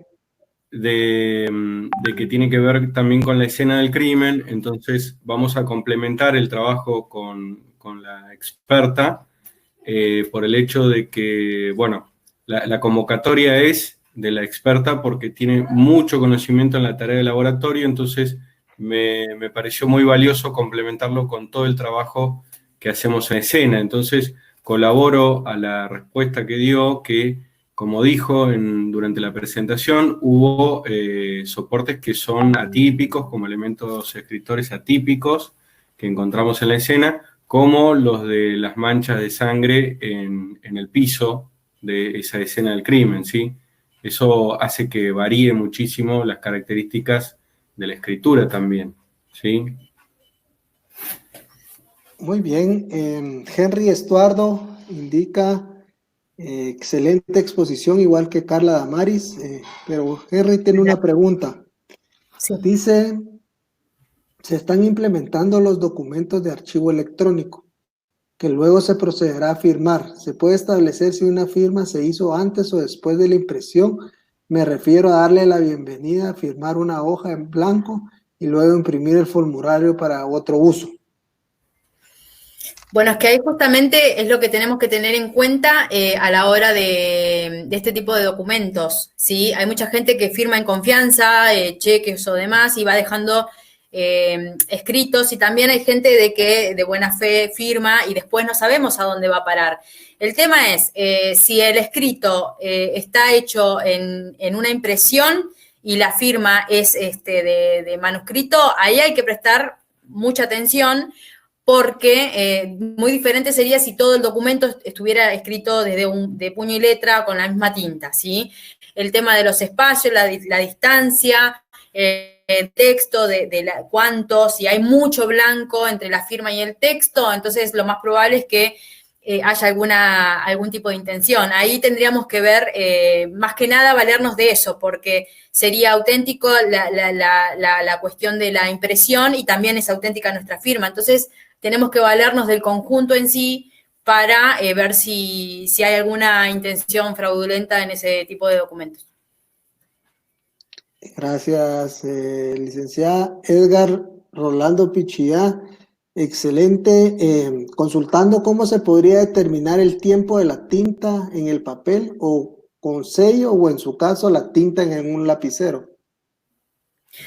Todo eso, todo lo que tenga que ver con edad absoluta, relativa, todo lo que tenga que ver con tintas está la cromatografía, que es lo que decíamos, o interviene un perito químico que realmente está invadido en eso, pero nosotros también tenemos la incumbencia y si tenemos la posibilidad de hacerlo, de realizar, porque nos han formado, para hacer tipos de revenidos químicos y demás. Todo eso se va a saber siempre la data de la tinta con la cromatografía. Y también tenemos que tener en cuenta, como para usar de descarte, por ejemplo, si un escrito tiene fecha de está escrito con virome y tiene fecha de 1940 y en realidad salió en 1945 al comercio, entonces ya desde ahí, por descarte, nosotros tenemos que ya nos va a servir para descartar ese documento. Por eso es importante saber las composiciones de las tintas. No es necesario saberse todo de memoria, sino cada vez que llegue un caso puntual, ahondar y estudiar y saber las composiciones de la tinta. El tema de los papeles, tanto la fibra no nos va a ayudar, pero sí los elementos de encolados y de carga que van mejorando. Entonces todo eso nos va a ayudar a ubicar la escritura en una línea de tiempo. No nos va a decir puntualmente fue escrita el 5 de enero. No, nos va a decir, bueno, de este año y este año en estos meses. Nos va a ayudar a ubicar en un tiempo, no en un día puntual. Eso no sucede. Gracias, licenciada. Le mandan saludos, excelente ponencia desde San Pedro Carchá, Alta Verapaz, un departamento muy lindo aquí en nuestro país, Guatemala. Romina indica, se arribará a una conclusión categórica en una nota al ser revelada con reactivo de polvo magnético. No, categórico, no, siempre para que sea categórico nosotros tenemos que tener con qué comparar, porque a lo sumo, en el caso de esta escritura latente, nosotros no tenemos un escrito en sí, eso está, en la hoja le queda el surco, nosotros vamos a obtener mediante ese tóner, como el ESDA, alguna información que nos puede dar, pero nosotros nada va a ser categórico si no tenemos con qué cotejar. Nosotros no podemos decir, sí sabemos que hubo un escrito o hubo algún tipo de ensayo de escritura, pero categórico siempre va a ser original, a partir del original, el estudio, de lo que sea, siempre con un original. Si no, no podemos llegar a ninguna conclusión categórica. Gracias, licenciada. Víctor Díaz dice, entonces se ve que nada es susceptible de... Híjole, creo que vamos a pedirle mejor que redacte mejor su pregunta porque no mucho le entendí. César Haroldo Flores dice, buenas noches, excelente exposición. Mi pregunta es si un documento sufre quemadura, ¿se puede recuperar algo de información? Sí, hay expertos que se dedican a la reconstrucción de documentos. Ahí, en ese caso, sería puntual qué es lo que se puede rescatar y qué no, pero ahí hay otros expertos que tienen que ver con los documentos, pero están más ligados a la reconstrucción de algún elemento dañado y demás, y que de hecho hay documentos históricos que justamente se han podido saber. Y todo eso, por ejemplo, el documento está quemado, pero nos queda una parte, bueno, podemos saber si el soporte presenta más tinta, o sea, un tinte más amarillo, que está datando de un tiempo, de una oxidación, si estuvo expuesto, o sea, algo nos va a quedar del documento que nos va a ayudar a ubicarlo en un determinado tiempo. Se puede hacer un estudio, pero sí con esa parte de documento que nos queda, pero también lo es cierto que hay expertos que se dedican puntualmente a ese tipo de reconstrucciones y demás, tanto como las obras de arte y todas las falsificaciones de ese tipo, de esa índole. Muchas gracias, licenciada. Osvaldo Paqui, déjeme contarle que es de Ecuador. Desde Ecuador está recibiendo este curso. Dice, buenas noches, dice, un saludo desde Ecuador. ¿Cuál es la diferencia? Tiene varias preguntas. ¿Cuál es la diferencia entre documento original y auténtico? Vamos con la primera. ¿Cuál es su opinión? No, son distintas maneras de nombrarlo. Ahí tiene que ver con esto, ¿no? Depende cómo lo tomemos, dubitado, cuestionado, auténtico, original. A veces cuando escribimos un informe, para no repetir siempre la misma palabra, vamos como buscando sinónimos, pero ninguna. Auténtico y original sería lo mismo. Muchas gracias, licenciada. ¿Qué técnica aplica para datar tintas? Dice, tengo entendido que de acuerdo a la revista en donde se encuentra un artículo del maestro Oscar Díaz, solo se puede datar hasta 8 años, y no todos los elementos escritores, y no todos los paños, dice. Sí, es la misma respuesta de la anterior. Todo lo que tenga que ver con tintas es cromatografía. El tiempo, ustedes piensen de que hay documentos históricos que aparecen, que datan de muchos años, muchísimos años, y se los puede ubicar en un tipo de... Cuando hacemos la cromatografía, nosotros vamos a saber qué tipo de componentes contiene esa tinta, y con todo el estudio, porque hay tintas ferrogalotánicas, sal campeche, que son tintas que ya no se utilizan más en la actualidad, pero hay documentos antiguos que sí los tienen. Entonces, si yo tengo un componente que descubro mediante la cromatografía de tinta ferrogalotánica, ya tengo dónde ubicarla, en qué línea del tiempo la voy a poder ubicar. Se puede, y de hecho surgen escritos antiguos que quedan como cuestiones de historia, en donde sí se puede datar la edad de la tinta, por lo menos ubicarlas en el tiempo. Gracias, licenciada. Dice Aleida Lucrecia, una excelente conferencia. Su pregunta es, si un documento original cae alguna sustancia, ¿cómo pueden determinar la alteración de ese documento? Si cae alguna sustancia, ¿qué tipo de sustancia? Porque habría que ver qué tipo. No es lo mismo que caiga sangre, que caiga saliva, que caiga algún chorro de algún, por ejemplo, lavandino o hipoclorito. Depende de qué es lo que cae. Si es algo húmedo, cuando se seque, de alguna manera va a quedar el residuo, que cayó algo. Lo que tenemos que saber es, en lo posible, qué es lo que cayó y, por ejemplo, en el caso del lugar del hecho, si tuvo que ver con algún forcejeo o algo, se volcó una taza, un vaso, y eso provocó... nosotros vamos a tener la evidencia de que algo sufrió ese documento. Después, mediante la observación y demás estudios, vamos a tratar de ver qué es lo que cayó y en qué circunstancias, o qué patrones. Por ahí son gotas de agua y tienen como algún patrón dibujado, que también eso se puede observar, justamente por el estudio del soporte. El estudio exhaustivo del soporte nos va a ayudar a descubrir. Muchas gracias. Eva Carolina indica, ¿se podrá determinar por medio de la grafología algún comportamiento patológico criminal? Bien, grafología es un tema aparte. Nosotros, los expertos en documentos, nos dedicamos a determinar autenticidad y autoría de escritos. Grafología es otra rama. que también me ha pasado que me pidieron en un objeto de estudio, de peritaje, que determine la situación emocional de la persona a la hora de escribir. Como perito, documentóloga y calígrafo público, yo no puedo hacer esa pericia. Aunque supiera, porque tengo la formación, yo no puedo mezclar esas dos ramas. En ese caso se llama un experto grafólogo que hace el estudio correspondiente a la personalidad de la escritura. Como calígrafo o como documentólogo yo no puedo hacer ese tipo de estudio. Gracias, doctora. Excelente clase, muchas gracias, dice la licenciada Claudia Garrido. Karen Pamela dice, excelente conferencia, gracias por contribuir con sus conocimientos, bendiciones desde Baja Verapaz.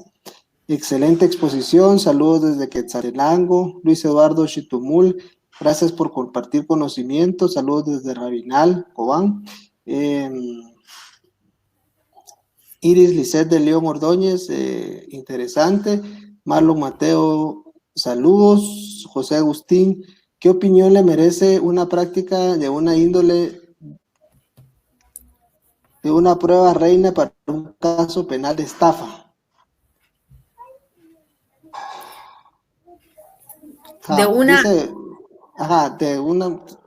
En una prueba de estafa, un documento, me imagino yo que quiso decir, porque ¿qué opinión le merece una práctica de esta índole que marca la prueba reina para un caso penal de estafa? Un documento, una prueba. No estaría, no sé, si es algo legal, no estaría, no. José Agustín Morales, ¿podrías replantear tu pregunta, por favor? Porque sí está un poquito confusa. Edwin González, excelente presentación. Ana Mónica dice, muchas gracias por compartir sus conocimientos. Carlos, excelente presentación. Amparo Delgado, muchas gracias, felicidades. Saludos desde Perú, un fuerte abrazo a Perú. Evelyn Gracias. Juliana Fuentes Dionisio, buena presentación. Carla María, excelente disertación. Desde Quetzaltenango, un saludo. Eddie Ramírez, excelente. Ludwig, ¿cuáles son las complicaciones más comunes que han tenido en el ejercicio de la profesión?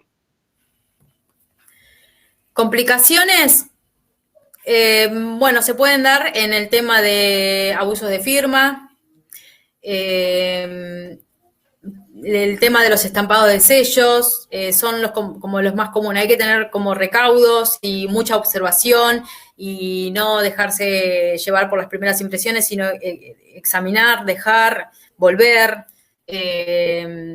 Sí, ese creo que fue como desafiante, por lo menos para mí, el abuso de firma en blanco, porque hubo un momento en que como que tuve un quiebre y de repente fui a descansar mi cabeza y cuando volví empecé a verlo todo, esto de del soporte, del borde, de cómo estaba, empecé medio por tomar las medidas, no coincidía, bueno, fue todo como una cosa, un descubrimiento, por eso mucha observación, no apresurarse y eso, y volver también a los libros para recordar el tema de las tintas y demás.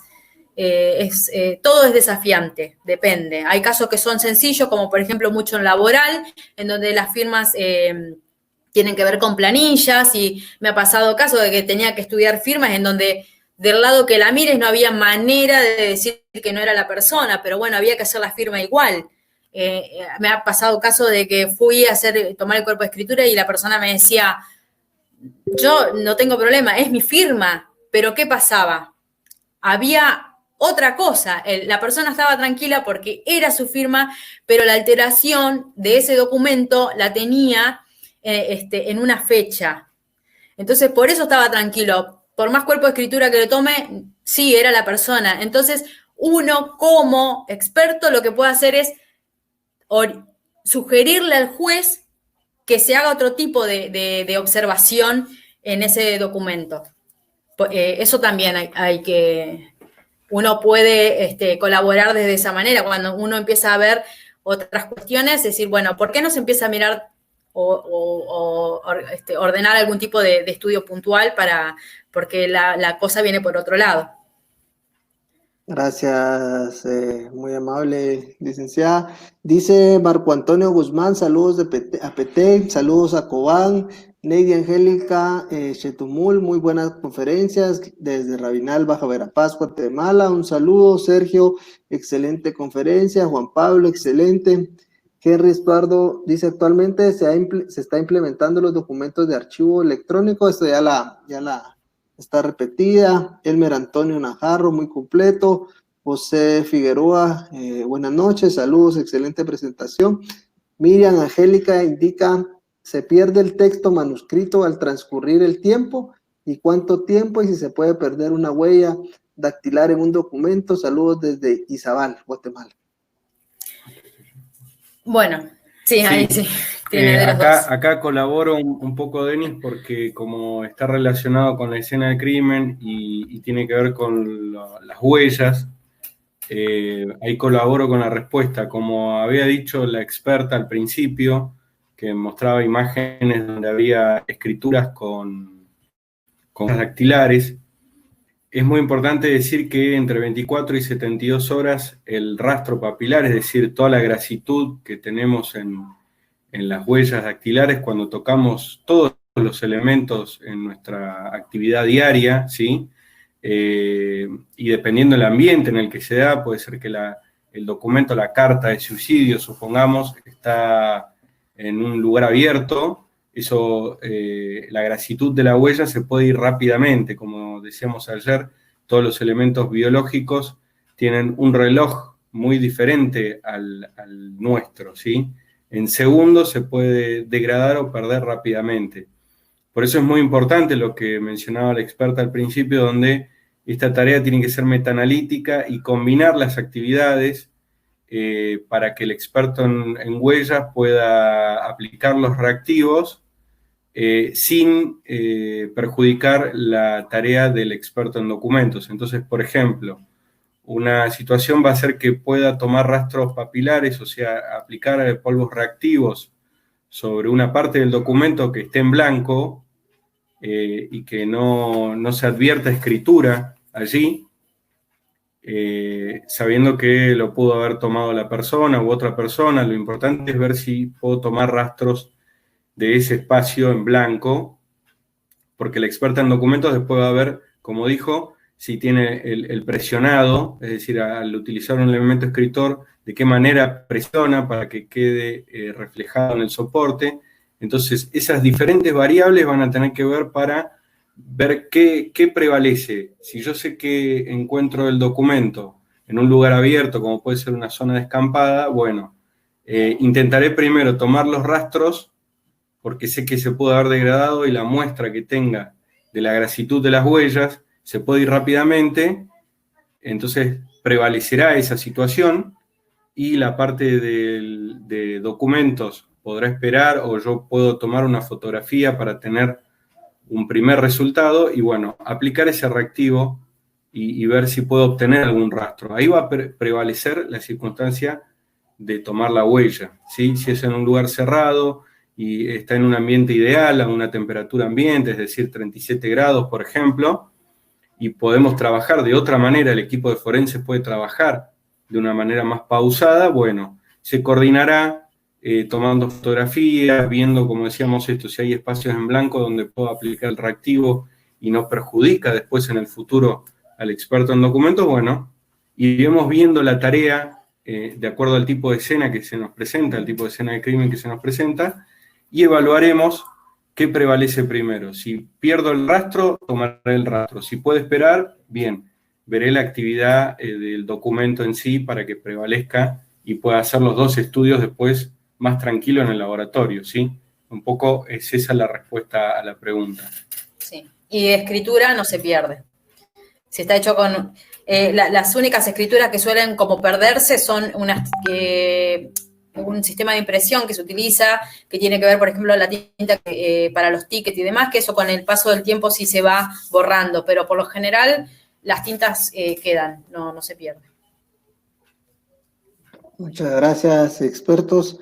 María Romelia, excelente conferencia. Zuli, excelente conferencia. Nancy, gracias por los conocimientos, excelente ponencia. Jennifer Magalí, excelente. Bárbara González, buenas noches, buenísima conferencia.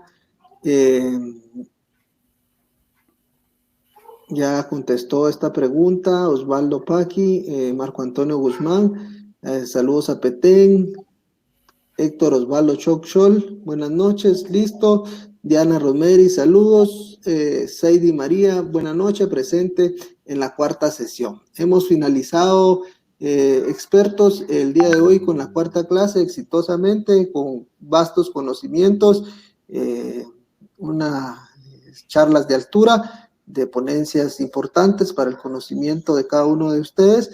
Para mí ha sido un gusto, que pasen una feliz noche y los dejo en el uso de la palabra para que ustedes se despidan de sus alumnos. Gracias, expertos, por tan valiosas conferencias.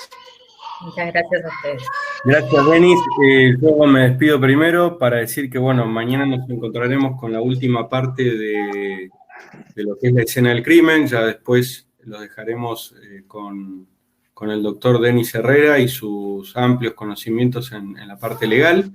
Mañana tendremos la última clase de escena del crimen, que va a tener que ver con los incidentes balísticos.